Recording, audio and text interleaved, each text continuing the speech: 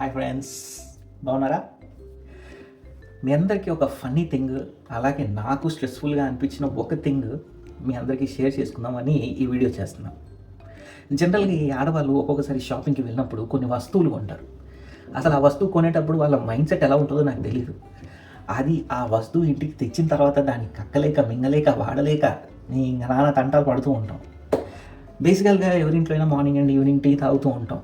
So నార్మల్గా morning tea తాగినప్పుడు అది ఏంటంటే అది అక్కడ మళ్ళీ క్లీన్కి పెట్టేసి మళ్ళీ ఈవినింగ్కి ఇంకో గిన్నె వాడదామని అనుకుంటాం. సో అలాగే మా ఇంట్లో కూడా అలాంటి సందర్భం ఒకటి జరిగి మార్నింగ్ ఒక గిన్నె, ఈవినింగ్ ఒక గిన్నె అనుకొని అలా అనుకున్నాం. సో చాలా రోజులుగా మా దగ్గర ఒకటే వాడుతున్నాం దీన్ని. సో మా ఆవిడ ఏం ప్లాన్ చేసిందంటే నాకు వచ్చిన ఒకే ఒక వంట టీ పెట్టడం. సో ఈ టీని మళ్ళీ నేను ఎక్కడ స్కిప్ చేస్తానో, మళ్ళీ ఈవినింగ్ గిన్నె లేదు అని ఇట్లాంటి కారణాలు ఏమైనా చెప్తానేమో అని చెప్పి ఈవినింగ్కి ఇంకో గిన్నె కొందామని ఏదో ఒక గిన్నె పట్టుకొచ్చింది. అదే మహా అద్భుతం. ఇదే అది. ఇది ఏ జాతరలో కొందో నాకు తెలియదు, కానీ గిన్నె కంటే హ్యాండిల్ ఇంత పొడవు ఇచ్చాడు. దీనివల్ల ఇది ఎలా నిలబెట్టినా సరే నిలబడదు, అన్లెస్ దీని కింద ఏదైనా ఇలాంటి గ్లాస్ ఒకటి తెచ్చి ఇలా పెట్టాల్సి వస్తుంది.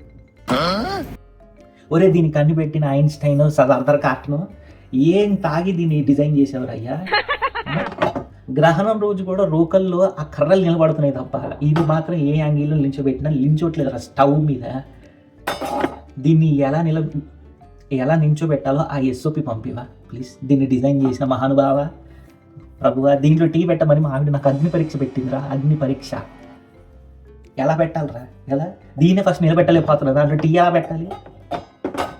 ప్లీజ్ ప్లీజ్, మీ ఇంట్లో కూడా ఇలాంటి దిక్కుమాల సామాన్లు ఏమైనా ఉంటే కింద కమెంట్